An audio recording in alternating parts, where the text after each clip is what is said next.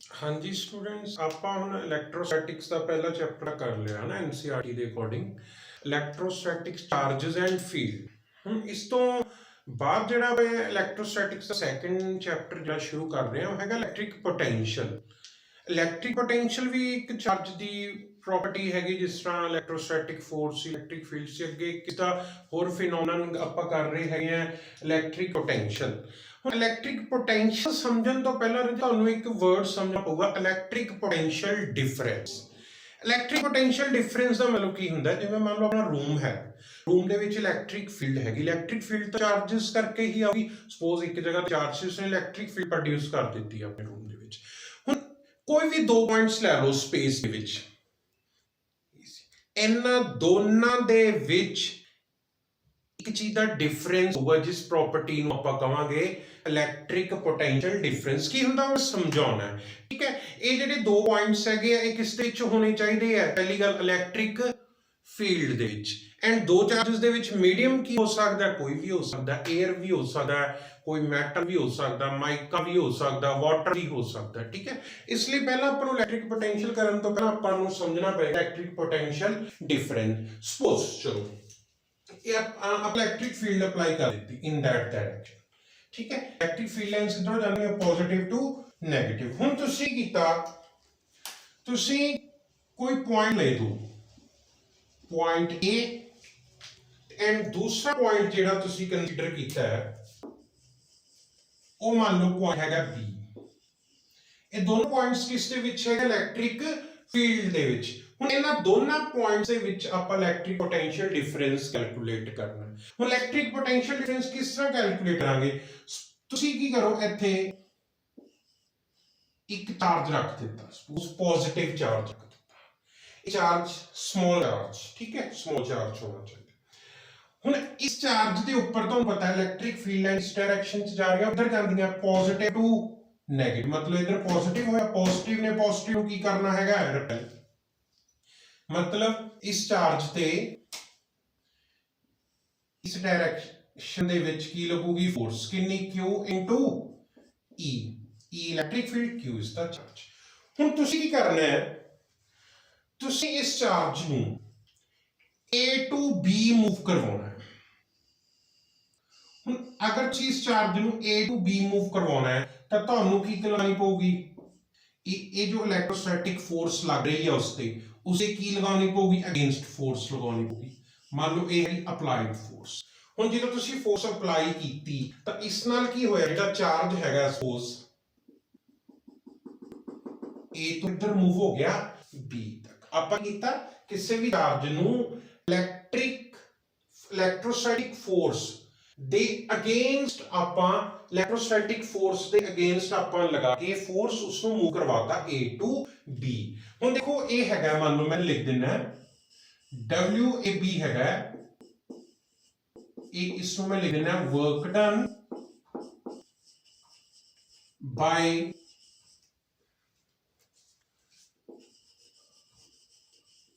applied force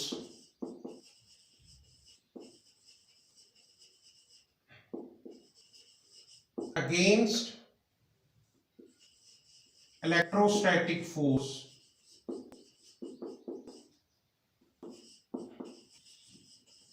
work done by applied force against electrostatic force in moving a charge क्या? Q, moving a charge Q from A to B। ਇਹ work done ਹੋਇਆ ਕਿਧਰੋਂ? A to B ਤੱਕ। ਹੁਣ suppose ਆਪਾਂ ਕੀ ਕਰਾਂਗੇ, suppose ਨਹੀਂ, ਚਲੋ work done from A to B ਜੋ ਹੋਇਆ ਉਸ ਨੂੰ ਖੁਦ ਜਿਸ ਚਾਰਜ ਨੂੰ ਮੂਵ ਕਰਵਾਇਆ ਉਸ ਨਾਲ ਡਿਵਾਈਡ ਕਰ। ਹੁਣ ਇਹਨਾਂ ਦੀ ਜੋ ਵਰਕ ਡਨ ਔਰ ਚਾਰਜ ਆਏਗਾ ਇਸ ਨੂੰ ਆਪਾਂ ਬੋਲਾਂਗੇ VV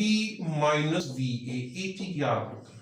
ਇਹ ਤੁਸੀਂ ਹਾਇਰ ਕਲਾਸਿਸ ਦੇ ਵਿੱਚ BSc MSc ਦੇ ਵਿੱਚ ਜਿਹੜੀ ਡੈਰੀਵੇਸ਼ਨ ਕਰੋਗੇ ਇਹ ਕਿਉਂ ਆਉਂਦਾ ਹੈਗਾ, ਬਟ ਇੱਧਰ ਆਪਾਂ ਨੂੰ ਜ਼ਰੂਰਤ ਨਹੀਂ, ਆਪਾਂ ਨੂੰ ਜਸਟ ਇਹ ਚੀਜ਼ ਸਮਝਣੀ ਚਾਹੀਦੀ ਹੈ। ਅਗਰ ਤੁਸੀਂ A ਤੋਂ B ਜਾ ਰਹੇ ਹੋ ਤਾਂ A ਤੋਂ B ਤੱਕ ਵਰਕ ਡਨ ਹੋਇਆ ਉਸ ਨੂੰ ਜਿਸ ਚਾਰਜ ਨੂੰ ਮੂਵ ਕਰਾਇਆ ਉਸ ਨਾਲ ਡਿਵਾਈਡ ਕਰੋ। ਇਹ ਕਿਸ ਦੇ ਇਕੁਅਲ ਆਏਗਾ?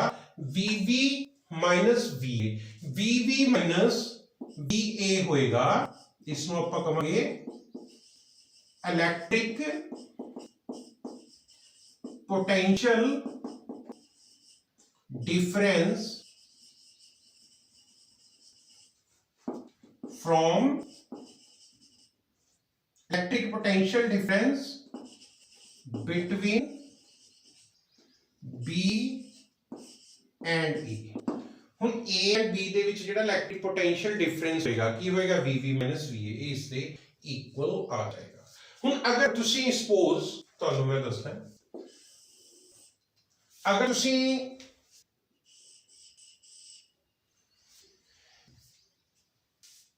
B to A ਜਾਣਾ ਹੁੰਦਾ ਤਾਂ ਤੁਹਾਨੂੰ ਕੀ ਲਿਖਣਾ ਪੈਣਾ ਸੀ work done from B to A divided by charge आपा किधर है चार्ज नु लेके B to A में द्वारा इधर लिखना इधर देखो ये पोजीशन है कि B समझने वाला पॉइंट है बच्चे हुन आपा गए A ते ठीक है हुन तुसी की करना है तुसी कहोगे जेड़ा चार्ज है इधर रखया हुन आपा नु फोर्स लगाने की तो जरूरत ही नहीं है कि ਤੁਹਾਡੇ अकॉर्डिंग क्योंकि फोर्स तो लग ही इधर रही है ते आपा जा भी B to A रहे हैं इधर देखो फोर्स किधर लग रही है B to E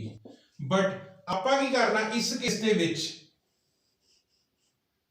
applied force ਇਸ ਦੇ ਅਗੇਂਸਟ ਲਗਾਉਣੀ ਪਊਗੀ। ਤੁਸੀਂ ਕਹੋਗੇ ਕੀ ਹੋਇਆ ਹੁਣ ਅਪਲਾਈਡ ਫੋਰਸ ਇਸ ਦੇ ਅਗੇਂਸਟ ਕਿਉਂ ਲਗਾਈ ਐਕਚੁਅਲ ਦੇ ਵਿੱਚ ਇੱਧਰ ਇੱਕ ਕੰਡੀਸ਼ਨ ਹੁੰਦੀ ਹੈ provided acceleration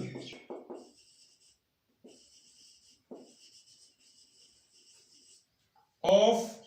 charge is zero इधर जरूरी की ਹੁੰਦਾ ਹੁਣ ਆਪਾਂ ਕੀ ਚਾਹੁੰਦੇ ਆ ਬੋਡੀ ਮੂਵ ਤਾਂ ਹੋਵੇ ਇੱਕ ਪੋਜੀਸ਼ਨ ਤੋਂ ਦੂਸਰੀ ਪੋਜੀਸ਼ਨ ਤੇ ਬਟ ਉਸ ਦੇ ਵਿੱਚ ਐਕਸਲਰੇਸ਼ਨ ਕਿੰਨੀ ਹੋਵੇ मतलब ਚਾਰਜ ਇੱਕ ਪੋਜੀਸ਼ਨ ਤੋਂ ਦੂਸਰੀ ਪੋਜੀਸ਼ਨ ਤੇ ਮੂਵ ਤਾਂ ਹੋਵੇ ਬਟ ਉਸ ਦੇ ਵਿੱਚ ਐਕਸਲਰੇਸ਼ਨ ਕਿੰਨੀ ਹੋਣੀ ਚਾਹੀਦੀ ਹੈ ਜ਼ੀਰੋ ਐਕਸਲਰੇਸ਼ਨ ਜ਼ੀਰੋ ਕਦ ਆਊਗੀ ਜਦੋਂ ਉਸੇ ਨੈਟ ਫੋਰਸ ਜ਼ੀਰੋ ਹੋਊਗੀ ਤਾਂ ਲਓ ਦੇਖੋ ਜਦ ਆਪਾਂ A to B ਗਏ फोर्स इधर लग रही सी इलेक्ट्रोस्टैटिक फोर्स तुसी अप्लाई फोर्स इधर लगाती इस ते नेट फोर्स नहीं हो गई जीरो और नेट फोर्स जीरो ਦਾ ਮਤਲਬ ਇਹ ਨਹੀਂ ਤੁਸੀਂ ਕੋਈ ਚਾਰਜ ਮੂਵ ਨਹੀਂ ਕਰ ਥਿਓਰੀਟੀਕਲ ਕਨਸੈਪਟ ਹੈਗਾ ਠੀਕ ਹੈ ਇਹਦੇ ਵਿੱਚ ਦੇਖੋ ਆਪਾਂ ਕੀ ਕੀਤਾ net force zero net force zero apply ਕਰਤੀ ਉਸ ਤੋਂ ਬਾਅਦ ਉਹਦੀ ਜਿਹੜੀ ਵੀ ਸੀਗੀ ਵੈਲੋਸਿਟੀ ਉਹ ਕਨਸਟੈਂਟ ਵੈਲੋਸਿਟੀ ਨਾਲ ਕੀ ਕਰਦਾ ਗਿਆ ਮੂਵ ਕਰਦਾ ਗਿਆ A to B ਹੁਣ ਤੁਸੀਂ ਕੀਤਾ फोर्स इधर लग रही है ਹੁਣ ਜੇ ਤੁਸੀਂ ਫੋਰਸ ਨਹੀਂ ਲਗਾਓਗੇ ਇਸ ਫੋਰਸ ਨੇ ਕੀ ਕਰਨਾ ਇਸ ਚਾਰਜ ਨੂੰ ਆਪਣੇ ਆਪ ਹੀ B to A ਲੈ ਜਾ ਜਦੋਂ B to A ਚਲਿਆ ਜਾਏਗਾ ਚਾਰਜ ਆਪਣੇ ਆਪ ਹੀ ਤਾਂ ਉਸ ਤੇ ਕੀ ਹੋ ਰਹੀ ਹੈ फोर्स करके गया था मतलब नेट फोर्स ਤਾਂ ਹੈਗੀ ਉਸ ਤੇ ਜੇ फोर्स ਹੈਗੀ ਉਸ ਤੇ ਐਕਸਲਰੇਸ਼ਨ ਵੀ ਆਉ ਜੇ ਐਕਸਲਰੇਸ਼ਨ ਆਊਗੀ ਤਾਂ ਆਪਣੀ ਜਿਹੜੀ ਡੈਫੀਨੇਸ਼ਨ ਹੈ ਪੋਟੈਂਸ਼ੀਅਲ ਡਿਫਰੈਂਸ ਦੀ ਗਲਤ ਹੋ ਜੂਗੀ ਇਹਦੇ ਵਿੱਚ ਕੀ ਹੋਣਾ ਚਾਹੀਦਾ ਹੈ ਚਾਰਜ ਇੱਕ ਜਗ੍ਹਾ ਤੋਂ ਦੂਸਰੀ ਜਗ੍ਹਾ ਮੂਵ ਹੋਣਾ ਚਾਹੀਦਾ ਹੈ ਤਾਂ ਕਿ ਦੀ ਐਕਸਲਰੇਸ਼ਨ ਚਾਰਜ ਦੇ ਵਿੱਚ ਜ਼ੀਰੋ ਹੋਊਗੀ ਤੇ ਐਕਸਲਰੇਸ਼ਨ ਜ਼ੀਰੋ ਤਾਂ ਹੋਊਗੀ ਅਗਰ ਉਸ ਜਗ੍ਹਾ ਤੇ ਜਿੰਨੀ ਇਲੈਕਟ੍ਰੋਸਟੈਟਿਕ ਫੋਰਸ ਲੱਗ ਰਹੀ ਹੈ ਆਪਾਂ ਉਸ ਦੇ ਅਗੇਂਸਟ ਫੋਰਸ ਲਗਾ ਦੇਵਾਂਗੇ ਹੁਣ ਇੱਧਰ ਦੇਖੋ ਹੁਣ ਮੰਨ ਲਓ ਚਾਰਜ ਕੀ ਕੀਤਾ ਕਿੱਧਰੋਂ ਮੂਵ ਹੋਇਆ ਦੇਖੋ पॉजिटिव ने पॉजिटिव रिपेल करना फोर्स इधर लगनी सीगी इलेक्ट्रोस्टैटिक आप ਉਹਦੇ ਇਕੁਅਲ ਫੋਰਸ ਹੋਰ ਲਗਾ ਦਿੱਤੀ ਹੈ ਇੱਧਰ ਤਾਂ ਨੈਟ ਫੋਰਸ ਜ਼ੀਰੋ ਹੋਗੀ ਔਰ ਨੈਟ ਫੋਰਸ ਜ਼ੀਰੋ ਹੋਣ ਤੋਂ ਬਾਅਦ ਆਪਾਂ ਕੀ ਕਹਿੰਦੇ ਇੱਕ ਵੈਲੋਸਿਟੀ ਨਾਲ ਉਹ slowly charge B to A move ਹੋ ਗਿਆ ਵਿਦਆਊਟ ਐਕਸਲਰੇਸ਼ਨ ਮਤਲਬ ਮੂਵ ਤਾਂ ਹੋਇਆ ਬਟ ਉਹਦੀ ਵੈਲੋਸਿਟੀ ਚੇਂਜ ਨਹੀਂ ਹੋਈ ਕਿਉਂਕਿ ਨੈਟ ਫੋਰਸ ਜ਼ੀਰੋ ਸੀ ਤਾਂ ਚਾਰਜ ਮੂਵ ਹੋ ਕੇ ਕਿੱਧਰ ਚਲਾ ਗਿਆ B to A ਹੁਣ ਮੈਨੂੰ ਦੱਸੋਗੇ ਇੱਥੇ ਕੀ ਹੋਊਗਾ ਵਰਕ ਡਨ ਕਿੱਧਰੋਂ ਕਰਾਂਗੇ B to A divided by the charge ਨੂੰ ਮੂਵ ਕਰਵਾਇਆ ਤੇ ਇਹ ਆਊਗਾ ਕਿਸ ਇਕੁਅਲ VA VP ਇਹ ਜਿਹੜਾ ਹੈਗਾ ਆਪਣਾ ਇਲੈਕਟ੍ਰਿਕ ਪੋਟੈਂਸ਼ੀਅਲ ਡਿਫਰੈਂਸ ਦਾ ਫਾਰਮੂਲਾ ਬਣ ਗਿਆ ਹੁਣ ਇਹਦਾ ਮਤਲਬ ਆਪਾਂ ਇਸ ਨੂੰ ਆਪਾਂ ਸਟੇਟਮੈਂਟ ਦੇ ਵਿੱਚ ਲਿਖ ਸਕਦੇ ਹਾਂ ਦੇਖੋ ਇਲੈਕਟ੍ਰਿਕ ਪੋਟੈਂਸ਼ੀਅਲ ਡਿਫਰੈਂਸ ਹਾਂ ਮੈਂ ਲਿਖਦਾ ਇੱਧਰ electric potential difference between two points in किससे electric field in electric potential difference between two points in electric field ਦੇ ਵਿੱਚ ਹੋਣੇ ਚਾਹੀਦੇ ਦੋਨੋਂ points is equal to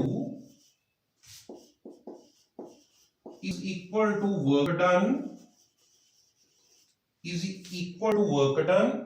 work done per unit charge is equal to work done per unit charge is equal to work done per unit charge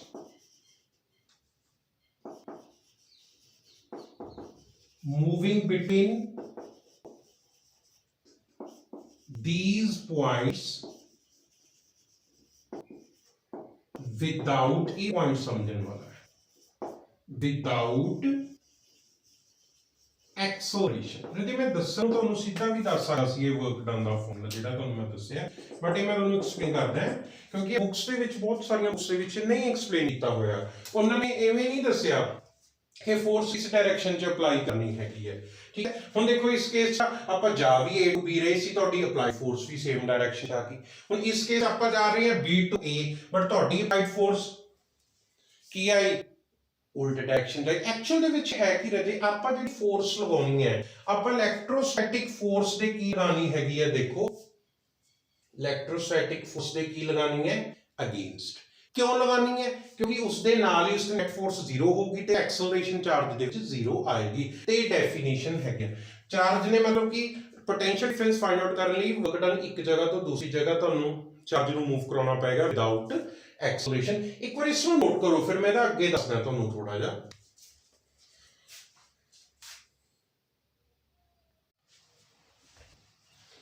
हाँ जी जी हम आप electric potential difference तो आप कैलकुलेट करना सीख लिया दो पॉइंट्स के विच हुण आप किसी पर्टिकुलर पॉइंट ते अगर इलैक्ट्रिक पोटेंशियल नू डिफाइन करना होवे मतलब कि डिफरेंस जिवें कल्ला इलैक्ट्रिक पोटेंशियल किसी पर्टिकुलर पॉइंट ते उसनू किवें डिफाइन करांगे हुण देखो सिमिलरली इलैक्ट्रिक फील्ड हैगी है दो पॉइंट A टू B ते हमने एक चीज कीती है कि अगर V work done A to B एक किससे इक्वल आ जाएगा Q VV माइनस V आप हमने मतलब चार्ज किधर लेके गए A टू B एक इसी class potential at B minus potential at A हुन अगर आप B दे ऊपर पोटेंशियल डिफाइन करना चाहते हैं ਆਪਾਂ ਚਾਹੁੰਦੇ ਹਾਂ ਇਹ ਸਾਰੀ ਚੀਜ਼ VV ਦੇ ਇਕੁਅਲ ਆ ਜਾਏ ਤਾਂ ਆਪਾਂ ਕੀ ਕਰਦੇ ਆਪਾਂ ਚਾਹੁੰਦੇ ਹਾਂ ਕਿ VA 0 ਹੋ ਜਾਏ ਹੁਣ VA 0 ਤਾਂ ਹੋ ਨਹੀਂ ਸਕਦਾ ਕਿਉਂਕਿ ਜਿਹੜਾ ਵੀ ਚਾਰਜ ਜਿਹੜਾ ਵੀ ਪੁਆਇੰਟ पोटेंशियल इलैक्ट्रिक फील्ड दे विच होगा उत्थे तां पोटेंशियल होगा फिर इसलिए की असम्पशन कीती गई कहंदे एक पॉइंट जिहड़ा हैगा उसनू इनफिनिटी ले लो इनफिनिटी ठीक है ये हो गया इनफिनिटी पॉइंट मतलब कि ये जिहड़ा पॉइंट है बहुत दूर हैगा हाइपोथेटिकल है एक्चुअल दे विच नहीं हैगा ठीक है इनफिनिटी मतलब जिहड़ा चार्ज जिहड़ा पॉइंट है चार्ज तो बहुत दूर है ਤੇ ਜਿਹੜਾ ਪੁਆਇੰਟ ਚਾਰਜ ਤੋਂ ਬਹੁਤ ਦੂਰ ਹੋਊਗਾ ਇਨਫਿਨਿਟੀ ਪੁਆਇੰਟ ਤੇ ਹੋਇਆ which cannot be achieved ਠੀਕ ਹੈ ਦੋ ਪੁਆਇੰਟ ਇਨਫਿਨਿਟੀ ਤੇ ਆਪਾਂ ਕਵਾਂਗੇ ਚਾਰਜ ਦਾ ਉਹਦੇ ਤੇ ਕੋਈ ਇਫੈਕਟ ਨਹੀਂ ਉਸ ਪੁਆਇੰਟ ਤੇ ਚਾਰਜ ਉਸ ਪੁਆਇੰਟ ਤੱਕ ਨਾ ਤਾਂ ਆਪਦੀ ਫੋਰਸ ਅਪਲਾਈ ਕਰ ਪਾ ਰਿਹਾ ਨਾ ਉੱਥੇ ਇਲੈਕਟ੍ਰਿਕ ਫੀਲਡ ਅਪਲਾਈ ਕਰ ਪਾ ਰਿਹਾ ਤੇ ਮਤਲਬ ਉੱਥੇ ਪੋਟੈਂਸ਼ੀਅਲ ਵੀ ਨਾ ਅਪਲਾਈ ਕਰ ਪਾ ਰਿਹਾ ਹੁਣ ਕਰ ਹੀ ਨਹੀਂ ਪਾ ਰਿਹਾ ਹੁਣ ਇਹਦਾ ਮਤਲਬ ਇਨਫਿਨਿਟੀ ਪੁਆਇੰਟ ਤੇ ਜਿਹੜਾ ਵੀ ਚਾਰਜ ਹੈਗਾ ਉਹ ਤਾਂ ਕੁਝ ਵੀ ਨਹੀਂ ਲਗਾ ਪਾ ਰਿਹਾ ਹੁਣ ਫੋਰਸ ਜਿਵੇਂ ਤੁਹਾਨੂੰ ਮੈਂ ਦੱਸਦਾ ਫੋਰਸ ਦਾ ਫਾਰਮੂਲਾ ਕੀ ਕਰਦੇ ਸੀ ਕਿ Q1 Q2 R square देखो ना तो K0 हो सकता है ना Q1 0 हो सकता है ना Q2 0 हो सकता है तो ये मतलब F0 ताई होएगा जो R की वैल्यू की होगी इनफिनिटी यही चीज आप इधर कह रहे हैं थ्योरेटिकली ठीक है थ्योरेटिकली आप चाहते हैं कि एक पॉइंट इनफिनिटी हैगा ते जो पॉइंट इनफिनिटी ते चले गए आप पॉइंट इनफिनिटी ले लिया तो उत्थे पोटेंशियल कितना मन्निया जाएगा 0 हुण है की कुछ ਤੁਸੀਂ ਚਾਹੁੰਦੇ ਹੋ B ਪੁਆਇੰਟ ਤੇ ਪੋਟੈਂਸ਼ੀਅਲ ਪਤਾ ਕਰਨਾ ਹੈ ਤੁਸੀਂ B ਪੁਆਇੰਟ ਤੇ ਪੋਟੈਂਸ਼ੀਅਲ ਪਤਾ ਕਰਨਾ ਹੈ ਤਾਂ ਤੁਸੀਂ ਕੀ ਕਰੋ ਜਿਹੜਾ ਵੀ ਚਾਰਜ ਹੈਗਾ ਇਹ ਲੋ ਚਾਰਜ ਨੂੰ ਤੁਸੀਂ ਇਨਫਿਨਿਟੀ ਤੋਂ ਚੱਕ ਕੇ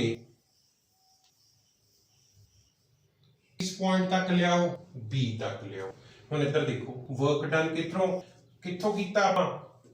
ਇਨਫਿਨਿਟੀ ਪੁਆਇੰਟ ਟੂ B ਕਿਸ ਨੂੰ मूव करवाया Q ਨੂੰ Q नाल मैं कर दूंगा डिवाइड जो भी चार्ज है पॉजिटिव नेगेटिव उसको चार्ज ने डिवाइड कर देता ये किसे इक्वल आऊगा according to zeta potential difference formula VV minus V infinity but V infinity ਆਪਾਂ ਕਿੰਨਾ ਲਿਆ ਹੋਇਆ ਜ਼ੀਰੋ ਆਪਾਂ ਚਾਹੁੰਦੇ ਆਪਾਂ ਕਹਿੰਦੇ ਆ ਕਿ ਇਨਫਿਨਿਟੀ ਤੇ ਕੋਈ ਪੋਟੈਂਸ਼ੀਅਲ ਹੁੰਦਾ ਹੀ ਨਹੀਂ ਬਟ ਐਕਚੁਅਲ 'ਚ ਆਪਾਂ ਇਸ ਤੋਂ ਹੀ ਡਰਾਈਵ ਕੀਤਾ ਹੈਗਾ ਆਪਦੇ ਵੱਲੋਂ ਇੱਕ ਅਸੰਪਸ਼ਨ ਲਗਾ ਕੇ ਠੀਕ ਹੈ ਐਕਚੁਅਲ ਸਹੀ ਇਹ ਵਾਲਾ ਹੈਗਾ ਹੁਣ ਦੇਖੋ V ਇਨਫਿਨਿਟੀ ਨੂੰ ਆਪਾਂ ਜ਼ੀਰੋ ਮੰਨ ਲਿਆ ਤਾਂ ਕੀ ਹੋ ਜਾਏਗਾ work done infinity to B divided by Q एक इससे इक्वल आ गया VV potential at B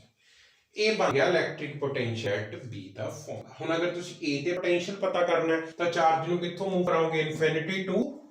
A ਤੱਕ ਠੀਕ ਹੈ ਮੈਂ ਅਗਰ ਇਸ ਦੀ ਹੁਣ ਡੈਫੀਨੇਸ਼ਨ ਲਿਖਣੀ ਹੋਵੇ ਦੇਖੋ ਮੈਂ ਡੈਫੀਨੇਸ਼ਨ ਲਿਖਿਆ ਇਹ ਹੈਗਾ ਇਲੈਕਟ੍ਰਿਕ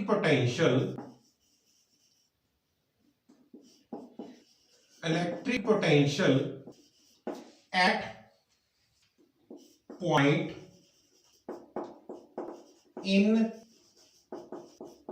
electric field ठीक है electric potential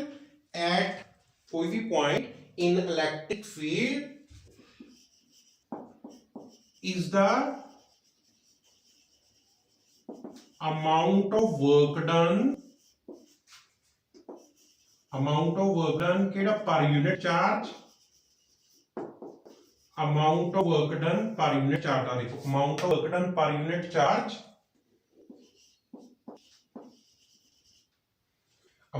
work done per unit charge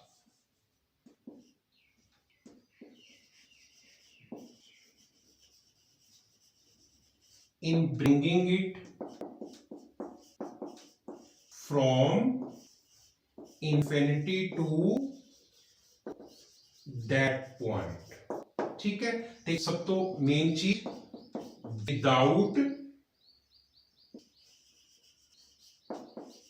acceleration आ चीज जी समझने वाली है ठीक है ये जरा जो थोड़ा जिहा बोरिंग लग गया होना तुहानू बट मैनू डेफिनेशन तो लिखनी पैनी सी इसे भी पॉइंट पे पोटेंशियल डिफरेंस का सॉरी इलेक्ट्रिक पोटेंशियल का फॉर्मूला आ गया हुण इधर देखो इसके कुछ नोट भी लिख सकते हैं देखो इसकी कुछ प्रॉपर्टीज या नोट आ देखो ये समझने वाला पॉइंट सब तो पहला इलेक्ट्रिक पोटेंशियल जेड़ा है electric potential is a scalar quantity electric potential जेड़ा हैगा ये स्केलर हुंदा क्योंकि इलेक्ट्रिक पोटेंशियल देखो इसके इक्वल है work over charge charge scalar है वर्क डन भी की हुंदा तो मतलब वर्क ही एक तरह की एनर्जी केड़ी क्वांटिटी है स्केलर क्वांटिटी ते एक चीज है इस दियां जेड़ियां एसआई यूनिट्स हुंदियां ये हुंदियां वोल्ट एसआई यूनिट्स वोल्ट हुंदियां ते एक चीज ध्यान रखियो जो वोल्ट होता है वो किससे इक्वल होता वोल्ट आ देखो पोटेंशियल किससे इक्वल हो गया वर्क ओवर चार्ज मैं इधर लिख रहे हैं पोटेंशियल किससे इक्वल है work over charge volt v potential इसमें मैं इधर यूनिट्स लिखा 1 वोल्ट वर्क किससे इक्वल आ गया 1 जूल चार्ज किससे इक्वल आ गया 1 कूलम ਇਹਦਾ मतलब 1 वोल्ट किससे इक्वल होता है 1 जूल ओवर 1 कूलम इसको मैं एक बड़े वधिया तरीके नाल भी समझा सकता है आ देखो 4th पॉइंट ये बड़ा ध्यान नाल समझो ये है हुण आपां की कीता सी VV माइनस VA किससे इक्वल हुंदा सी वर्क डन किधरों A to B यही सी ना work done A to B divided by charge हुण अगर मैं की करा देखो चार्ज में 1 कूलम रख दिया आ देखो ध्यान अगर चार्ज में 1 कूलम करदा तो देखो potential volt minus volt volt क्या है ना 1 volt is equal to 1 joule और 1 कूलम मैं कहना की चाहना हुण अगर तुसी देखो मैं कोई भी चार्ज रखा किस नूं इधर समझते जाओ 1 कूलम चार्ज नूं इस जगह ते प्लेस कीता मैं 1 कूलम चार्ज ਨੂੰ ਜਦੋਂ ਇਸ ਜਗ੍ਹਾ ਤੇ ਪਲੇਸ ਕਰੂੰਗਾ ਤਾਂ ਇਸ ਨੂੰ ਮੈਂ ਮੂਵ ਕਰਵਾਉਣਾ ਸ਼ੁਰੂ ਕਰੂੰਗਾ। ਦੇਖੋ 1 ਕੂਲਮ ਚਾਰਜ ਨੂੰ ਮੈਂ ਮੂਵ ਕਰਵਾਇਆ ਤੇ ਜਿਸ ਪੁਆਇੰਟ ਤੇ ਜਾ ਕੇ ਵਰਕ ਡਨ 1 ਜੂਲ ਹੋ ਗਿਆ ਤਾਂ ਇਹਨਾਂ ਦੋਨਾਂ ਪੁਆਇੰਟਸ ਦੇ ਵਿੱਚ ਅਜੇ ਦੋ ਪੁਆਇੰਟਸ ਹੋਣਗੇ, ਇਹਨਾਂ ਦੇ ਵਿੱਚ ਪੋਟੈਂਸ਼ੀਅਲ ਡਿਫਰੈਂਸ ਕਿੰਨਾ 1 ਵੋਲਟ। मैं दोबारा फिर समझाना है, इधर देखो समझने वाला पॉइंट है। हम इधर देखो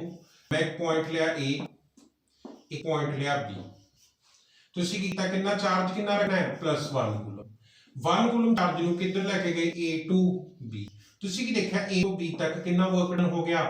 1 ਜੂਲ। ਤਾਂ ਇਧਰ ਜਿਹੜਾ ਪੋਟੈਂਸ਼ੀਅਲ ਡਿਫਰੈਂਸ ਆਏਗਾ ਦੋਨਾਂ ਦੇ ਵਿੱਚ ਇਹ ਕਿਸ ਦੇ ਇਕੁਅਲ ਆਊਗਾ 1 ਵੋਲਟ ਦੇ। ਹੁਣ ਅਗਰ ਤੁਸੀਂ A to B ਮੂਵ ਕਰਵਾਇਆ ਬੋਡੀ ਨੂੰ +1 ਕੂਲਮ ਨੂੰ, ਮੰਨ ਲਓ ਵਰਕ ਡਨ ਹੋਇਆ 4 ਜੂਲ, ਤਾਂ ਦੋਨਾਂ ਪੁਆਇੰਟਸ ਦੇ ਵਿੱਚ ਪੋਟੈਂਸ਼ੀਅਲ ਡਿਫਰੈਂਸ ਵੀ ਕਿੰਨਾ ਆਊਗਾ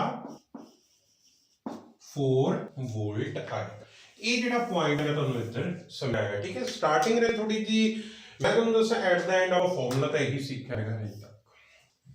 ਠੀਕ ਹੈ। ਬਟ ਇਹ ਪੁਆਇੰਟਸ ਸਮਝਣ ਵਾਲੇ ਸੀ, ਬਹੁਤ ਪੇਸ਼ੈਂਸ ਹੈ, ਪੁਆਇੰਟ ਕਰਨੇ ਪੈਣੇ ਆ, ਇਹ ਕੁਐਸਚਨਸ ਆ ਜਾਂਦੇ ਹੈਗੇ। ਤੁਹਾਨੂੰ ਕੋਈ ਕਹਿ ਸਕਦਾ ਕਿ 1 ਕੂਲਮ ਚਾਰਜ ਨੂੰ ਤੁਸੀਂ 1 ਕੂਲਮ ਚਾਰਜ ਨੂੰ ਤੁਸੀਂ 4 ਜੂਲ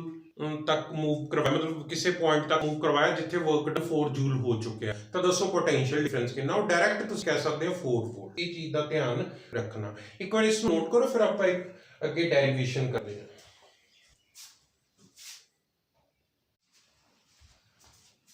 ਹਾਂਜੀ ਰਾਜੀ, ਹੁਣ ਆਪਾਂ ਨਾ ਇਲੈਕਟ੍ਰਿਕ ਪੋਟੈਂਸ਼ੀਅਲ ਦਾ ਫਾਰਮੂਲਾ ਡਰਾਈਵ ਕਰਦੇ ਹਾਂ, ਠੀਕ ਹੈ। ਹੁਣ ਆਪਾਂ ਕੀ ਕਹਿੰਦੇ ਆ, ਚਲੋ ਇੱਕ ਪੁਆਇੰਟ ਚਾਰਜ ਹੈਗਾ, ਲੈਟ ਇਟ ਬੀ ਪੋਜ਼ਿਟਿਵ, ਠੀਕ ਹੈ। ਹੁਣ ਆਪਾਂ ਇਸ ਚਾਰਜ ਦਾ ਇਸ A ਪੁਆਇੰਟ ਦੇ ਉੱਪਰ ਦੇਖੋ ਇਹ ਕੀ ਹੈਗੀ ਹੈ, ਇਸ charge the electric field. And ਤੁਹਾਨੂੰ ਪਤਾ ਇਸ ਵੀ ਚਾਰਜ ਦਾ ਇਫੈਕਟ ਕਿੱਥੇ ਜਾ ਕੇ ਖਤਮ ਹੁੰਦਾ ਹੈ ਇਨਫਿਨਿਟੀ ਦੇ ਉੱਤੇ। ਆਪਾਂ ਜਿਵੇਂ ਕੀਤਾ ਮੰਨ ਲਓ ਚਾਰਜ ਦੀ ਲਿਮਿਟ ਇਸ ਪੁਆਇੰਟ ਤੱਕ ਹੈ ਇਨਫਿਨਿਟੀ, ਜੋ ਕਿ ਕਦੇ ਵੀ ਨਹੀਂ ਆ ਸਕਦੀ, ਠੀਕ ਹੈ। ਹੁਣ ਇੱਧਰ ਦੇਖੋ ਇੱਕ ਪੁਆਇੰਟ ਲਿਆ ਆਪਾਂ A, ਸਪੋਜ਼ A ਕਿੰਨੀ ਦੂਰ ਹੈਗਾ ਇਸ ਤੋਂ ਚਾਰਜ ਤੋਂ, ਆਪਾਂ ਲਿਖਦੇ ਹਾਂ R। ਹੁਣ ਆਪਾਂ ਕੀ ਕਰਨਾ ਚਾਹੁੰਦੇ ਹਾਂ, ਆਪਾਂ A ਪੁਆਇੰਟ ਤੇ ਇਲੈਕਟ੍ਰਿਕ ਪੋਟੈਂਸ਼ੀਅਲ ਫਾਈਂਡ ਆਊਟ ਕਰਨਾ ਚਾਹੁੰਦੇ ਹਾਂ due to this source charge, ਠੀਕ ਹੈ, ਸੋਰਸ ਪੁਆਇੰਟ ਚਾਰਜ। ਹੁਣ ਆਪਣੇ ਕੋਲ ਕੀ ਏਮ ਹੈਗਾ ਤੁਹਾਨੂੰ ਪਤਾ ਹੈ, ਆਪਾਂ ਕੋਈ ਵੀ ਚਾਰਜ ਲੈ ਕੇ ਆਵਾਂਗੇ, ਉਸ ਚਾਰਜ ਨੂੰ ਕਿੱਧਰੋਂ ਮੂਵ ਕਰਵਾਵਾਂਗੇ ਇਨਫਿਨਿਟੀ ਟੂ A, ਫਿਰ ਆਪਾਂ ਖੁਦ ਉਸ ਚਾਰਜ ਨਾਲ ਕੀ ਕਰ ਦੇਵਾਂਗੇ, ਉਸ ਨੂੰ ਡਿਵਾਈਡ ਕਰ ਦੇਵਾਂਗੇ ਤੇ ਇਹ ਕਿਸ ਦੇ ਇਕੁਅਲ ਆਊਗਾ VE ਦੇ, ਠੀਕ ਹੈ। ਇਹੀ ਆਪਾਂ ਕੀਤਾ ਸੀ, ਕਿਉਂਕਿ ਤੁਹਾਨੂੰ ਪਤਾ ਹੈ ਇਹ ਐਕਚੁਅਲ ਦੇ ਵਿੱਚ ਹੁੰਦਾ ਕੀ ਸੀਗਾ VA minus V infinity, but ਆਪਾਂ ਇਨਫਿਨਿਟੀ ਵਾਲੀ ਟਰਮ ਨੂੰ ਆਪਾਂ ਕੀ ਰੱਖ ਦਿੰਦੇ ਹੁੰਦੇ ਸੀ 0, ਤਾਂ ਜੋ ਇਹ VA ਇਸ ਦੇ ਇਕੁਅਲ ਰਹਿ ਜਾਂਦਾ, ਆਪਾਂ ਹੁਣੇ ਕੀਤਾ ਹੈ, ਠੀਕ ਹੈ। ਮੈਂ ਸੁਣੋ ਹੁਣ ਆਪਾਂ ਕੀ ਕਰਦੇ ਹਾਂ, ਹੁਣ ਆਪਾਂ ਇਹ ਚੀਜ਼ +1 ਤੋਂ ਹੀ ਕਰਦੇ ਆ ਰਹੇ ਹਾਂ। ਅਗਰ ਦੋ ਪੁਆਇੰਟਸ ਦੇ ਵਿੱਚ ਵਰਕ ਡਨ ਪਤਾ ਕਰਨਾ ਹੋਵੇ ਐਂਡ ਦੋਨੋਂ ਪੁਆਇੰਟਸ ਬਹੁਤ ਮਤਲਬ ਜਿਹੜੀ ਫੋਰਸ ਦੀ ਵੈਲਿਊ ਹੈ, ਤੁਹਾਨੂੰ ਦੁਬਾਰਾ ਦੱਸਾਂ, ਫੋਰਸ ਦੀ ਵੈਲਿਊ ਕੀ ਫਾਰਮੂਲਾ ਕੀ ਹੈ Q1 Q2/r²। ਹੁਣ ਵਰਕ ਡਨ ਕਿਸ ਕਰਕੇ ਹੁੰਦਾ ਹੈ, ਫੋਰਸ ਕਰਕੇ ਹੁੰਦਾ ਹੈ। ਇੱਧਰ ਜਿਹੜੀ ਫੋਰਸ ਆ ਉਹ ਕੀ ਕਰ ਰਹੀ ਹੈ ਮੈਨੂੰ ਦੱਸੋ, ਡਿਸਟੈਂਸ ਅਕੋਰਡਿੰਗ ਕੀ ਹੋ ਰਹੀ ਹੈ ਚੇਂਜ। ਇਹਦਾ ਮਤਲਬ ਅਗਰ ਚਾਰਜ ਨੂੰ ਮੈਂ A ਤੇ ਰੱਖੂੰਗਾ ਇੱਥੇ ਅਲੱਗ ਫੋਰਸ ਲੱਗੂਗੀ, ਇਨਫਿਨਿਟੀ ਤੇ ਰੱਖੂੰਗਾ ਅਲੱਗ 0 ਮੰਨ ਲਓ, ਇਸ ਪੁਆਇੰਟ ਤੇ ਰੱਖੂੰਗਾ ਅਲੱਗ, ਇਸ ਪੁਆਇੰਟ ਤੇ ਅਲੱਗ। ਇਹਦਾ ਮਤਲਬ ਜਿਹੜੀ ਇੱਥੇ ਵਰਕ ਫੋਰਸ ਹੋ ਰਹੀ ਹੈ, ਫੋਰਸ ਕਿਹੜੀ ਫੋਰਸ ਹੈ, ਵੇਰੀਏਬਲ ਫੋਰਸ। ਅਗਰ ਤੁਸੀਂ +1 ਦੇ ਟੌਪਿਕ ਜਾਓਗੇ ਵਰਕ ਪਾਵਰ એનર્ਜੀ ਦੇ ਵਿੱਚ, ਤਾਂ ਉੱਥੇ ਵਰਕ ਡਨ ਬਾਈ ਵੇਰੀਏਬਲ ਫੋਰਸ ਦੇ ਵਿੱਚ ਆਪਾਂ ਕੀ ਕਰਦੇ ਹੁੰਦੇ ਸੀ, ਅਗਰ ਕੋਈ ਫੋਰਸ ਵੇਰੀ ਕਰ ਰਹੀ ਹੈ, ਵਰਕ ਡਨ ਦਾ ਫਾਰਮੂਲਾ ਤਾਂ ਤੁਹਾਨੂੰ ਪਤਾ ਹੀ ਹੈ Fs cos ਥੀਟਾ। ਇਹ ਫਾਰਮੂਲਾ ਤਦ ਹੀ ਲੱਗਦਾ ਹੁੰਦਾ ਜਦ ਫੋਰਸ ਦੀ ਵੈਲਿਊ ਕੀ ਹੁੰਦੀ ਹੈਗੀ ਹੈ ਕਾਂਸਟੈਂਟ। ਜਦੋਂ ਫੋਰਸ ਚੇਂਜ ਹੋ ਰਹੀ ਹੋਵੇ ਫਿਰ ਆਪਾਂ ਨੂੰ ਪਹਿਲਾਂ ਸਮਾਲ ਵਰਕ ਡਨ ਦਾ ਫਾਰਮੂਲਾ ਲੱਭਣਾ ਪੈਂਦਾ, ਠੀਕ ਹੈ। ਸਮਾਲ ਵਰਕ ਡਨ ਦਾ ਫਾਰਮੂਲਾ FDX ਜਿਹੜਾ ਹੁੰਦਾ ਸੀਗਾ, small work done formula find out ਕਰਨਾ ਪੈਂਦਾ, ਫਿਰ ਉਸ ਨੂੰ ਟੋਟਲ ਹੈ ਉਸ ਦੀ ਇੰਟੀਗ੍ਰੇਸ਼ਨ ਕਰਨੀ ਪੈਂਦੀ ਹੈ। ਸੇਮ ਚੀਜ਼ ਮੈਂ ਇੱਧਰ ਲੈ ਕੇ ਆ ਰਿਹਾ। ਹੁਣ ਦੇਖੋ ਤੁਸੀਂ ਕੀ ਕੀਤਾ, ਤੁਸੀਂ ਕੋਈ ਵੀ ਪੁਆਇੰਟ ਕੰਸੀਡਰ ਕਰੋਗੇ, ਸਪੋਜ਼ ਇਹ ਹੈ B ਪੁਆਇੰਟ। ਇਹ ਜੋ B ਪੁਆਇੰਟ ਹੈਗਾ ਮੈਂ ਇੱਧਰ ਬਣਾ ਦਿੰਦਾ, ਮੰਨ ਲਓ ਇਹ B point in between infinity and A ਕੋਈ ਲੈ ਲਓ। B ਪੁਆਇੰਟ ਕਿੰਨੀ ਦੂਰ ਹੈ, ਮੈਂ ਕਹਿ ਦਿੰਦਾ X, ਹੁਣ ਤੁਸੀਂ ਕੀ ਕਰੋ, B ਪੁਆਇੰਟ ਦੇ ਉੱਪਰ ਕੀ ਰੱਖ ਦੋ, ਚਾਰਜ ਰੱਖ ਦੋ। ਹੁਣ ਮੈਂ ਕਹਿ ਦਿੰਦਾ ਇਹ charge B to A small displacement होगी इस dx, B to A नहीं सॉरी B तो थोड़ी जी डिस्प्लेसमेंट हुई कितनी dx, ठीक है। हुण आप स्मॉल डिस्प्लेसमेंट लिए स्मॉल वर्क डन कैलकुलेट करांगे। हुण पहली गल देखो, जो आप इस चार्ज नूं B पॉइंट ते रखिया, इस पॉजिटिव ने पॉजिटिव नूं की करना रिपेल, तो इसका मतलब इस ते जिहड़ी फोर्स लग रही होनी है ये इस डायरेक्शन च लग रही है। ਹੁਣ देखो मैं पहला तुहानूं समझाउणा, स्टैप 1 ध्यान नाल समझते जाओ। Step 1 small amount of work done, देखो small amount of work done for small displacement, small displacement केड़ी dx, स्मॉल डिस्प्लेसमेंट हुई dx, आ देखो थोड़ी जी डिस्प्लेसमेंट हुई dx, तो स्मॉल वर्क डन कितना होएगा, वर्क डन दा फॉर्मूला कितना, force F into small work done दा डिस्प्लेसमेंट भी स्मॉल, दोनों दे विच एंगल, इस एंगल कितना है, फोर्स इधर लग रही हैगी है, पॉजिटिव ने पॉजिटिव लगी, तो आप इस डायरेक्शन च आ रहे हैं क्योंकि आप इनफिनिटी टू ए आना चाहते हैं ना, इस डायरेक्शन आप फिर स्मॉल डिस्प्लेसमेंट इस डायरेक्शन च ले हैगी है, तो दोनों दे विच एंगल कितना हो गया 180, cos 180 माइनस 1 एंड फोर्स की वैल्यू की होगी तुहानू पता है k, कूलम्स लॉ दे according k q1 q2 over distance दा स्क्वायर, k q कितना है q, q2 कितना है स्मॉल q, दोनों पॉइंट्स के विच डिस्टेंस कितना है x स्क्वायर, नाल की आया dx, इधर की आ जाएगा -1। हुण स्मॉल वर्क डन पता चल गया। हुण आपां तां वर्क डन पता कर लिया, स्मॉल वर्क डन किधरों d2 oh sorry small displacement dx, but आपां कित्थों तो कित्थों तक करना चाहुंदे इनफिनिटी टू a, फिर आपां दी इंटीग्रेशन कर दांगे। नाउ टोटल वर्क डन, देखो टोटल वर्क डन किधरों, फ्रॉम इनफिनिटी टू किस पॉइंट ते आना चाहते हैं, ए ते, तो ए तक, तो टोटल वर्क डन देख लेना आपां, टोटल वर्क डन किधरों इनफिनिटी टू ए, तो आपां की करांगे ये जो स्मॉल वर्क डन आपां इसकी कर दांगे इंटीग्रेशन, देखो integration k q q x square dx एक माइनस है, लिमिट्स की होनी चाहिए जिथों चले हैं, किथों चले हैं इनफिनिटी टू, आए किस पॉइंट ते है ए ते ए का डिस्टेंस कितना दिता होया r, ਆਪਾਂ मतलब इनफिनिटी डिस्टेंस तो चल के r डिस्टेंस तक आना है। हुण इस तो बाद इंटीग्रेशन दा तुहानू सब नू आउंदी ही है, जन +1 दे विचों कराई हैगी है, जिन्हां नू नहीं आंदी ਉਹ कोई +1 वाला टॉपिक दे विच मैं कराऊंगा तद समझ लेना, ठीक है। हुण इधर देखो वर्क डन इनफिनिटी टू ए, एक इससे इक्वल होगा, देखो माइनस बाहर आ गया, इनफिनिटी माइनस जो चीज कांस्टेंट है बाहर आएगी, के क्यू क्यू